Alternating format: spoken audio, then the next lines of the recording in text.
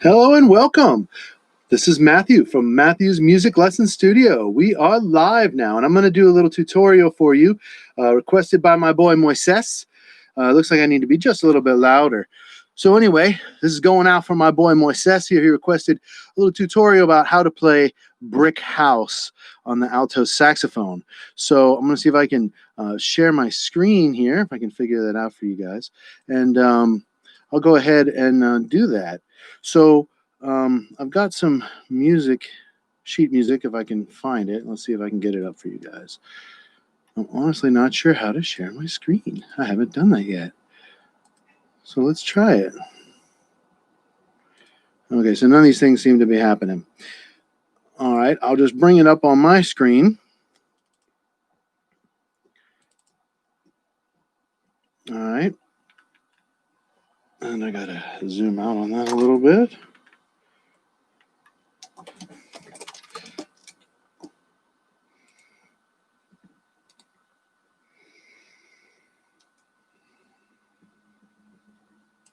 Okay, trying to open my sheet music here.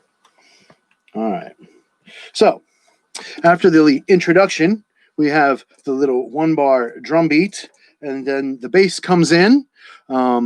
And after that, we have our 4-bar introduction, and we have pickups starting on E.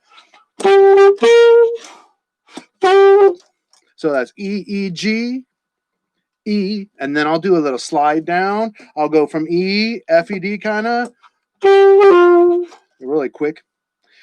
Okay, so that's our first phrase. E, E, G, E, D, E, D, E, D, D, E, D, A, or G, C sharp, C sharp. All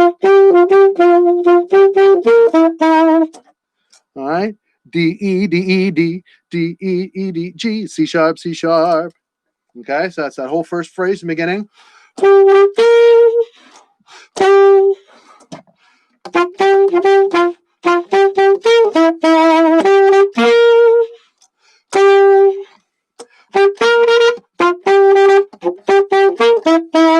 You're going to do that again 2 more times.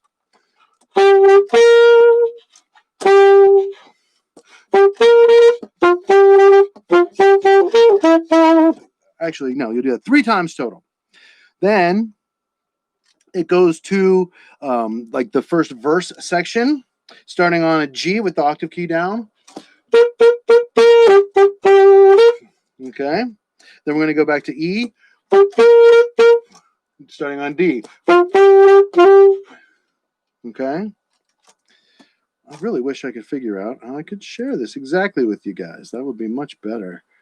That way you guys could see the same music that I'm looking at. Let's see. Pop out chat. I'm gonna have to look this up for the next one. Figure out exactly how to share my screen with you. All right, so I'll just go back to the PDF I'm doing here. So after the first verse starts on G.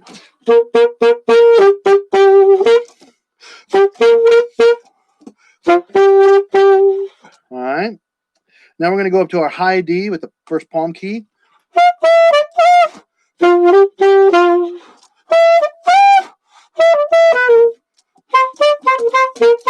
That was a G natural there. I kind of bumped the G sharp key with my pinky. So I'm going D, C sharp, B, D. Then back to that lower D with the octave key. D, E, E, D. C sharp, B, E. C sharp, G. And then A, B, A, G, A, G, A. Then we're going to go back to our melody, our chorus.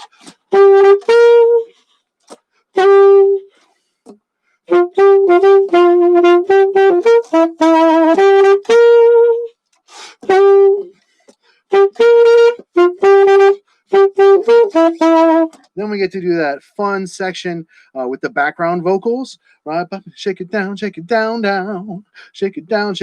down. So we're starting on E and C sharp, and then there's some A's, some G's thrown in there. E, C sharp, E, C, E, E, G, E.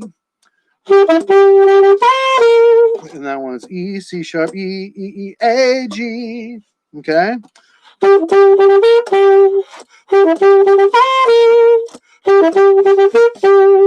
I'll throw in a little B flat in there.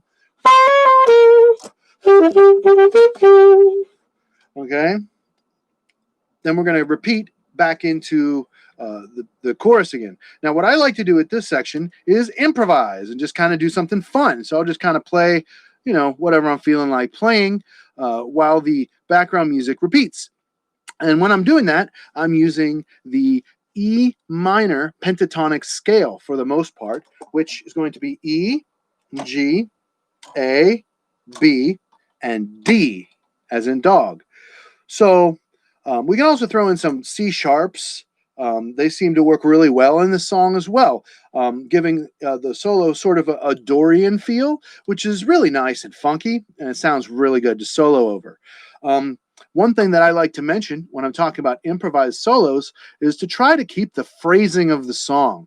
So what I'm talking about is stable phrasing versus unstable phrasing. And I did an entire video about stable phrasing versus unstable phrasing. You can find it on my channel. And I'm going to try to make a note about 6 minutes or so to pop a card up here for you so that you can find that. All right. So after I improvise through the chorus, that will eventually take me back to that shake it down part. And in many gigs, I've attempted different things, improvising over that. But other than throwing a few little fills in between, maybe with some nice slurs, I don't really deviate from that shake it down part, just because it sounds really good by itself. So I would recommend just going along with that. And then you're going to come to the ending when you get to the second ending, all right, starting on the E. And the arrangement I have, it just goes along with the bass. Bum, bum, ba-da.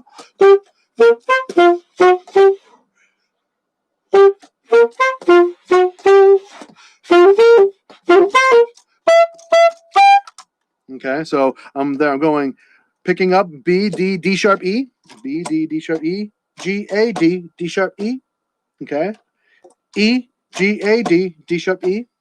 I'll keep down on all this, E, G, A, D, D sharp, E, then the little run, D, E, G, G, high C sharp, high E with the palm keys, top on the right hand, and then 2 on the left hand. If you guys need saxophone lessons, you can find me at matthewsmusiclessonstudio.com. I do lessons on Zoom, and the lessons are recorded for you. So when you take a lesson from me, you get to enjoy the lesson recorded on an MP4 video file for you forever. So if there happens to be a little bit of phase or lag or something, you don't really play as well with me in real time, you can watch it over and over again and jam along. And then that way, in between lessons, you never forget anything I said. You never have to take notes. I teach a lot of different instruments, including songwriting, including guitar, voice. Have a really good time. Also, check me out on mellify.bandcamp.com. I got original music there for you. So we're going to go ahead and do the entire song now for you. Of course, there's no track. This is just with my saxophone. Feel free to play along if you want. All right. Starting at the chorus, first chorus.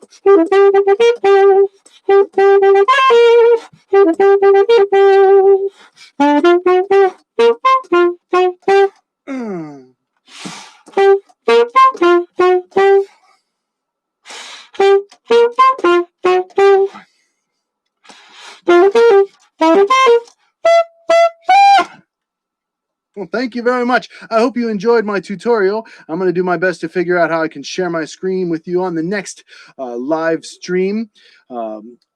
Figuring out songs for you, giving you a little tutorial. So make sure you subscribe to my channel, Matthew's Music Lesson Studio. Like this video, subscribe, share with all your friends, and I'll see you next time on Matthew's Music Tutorials.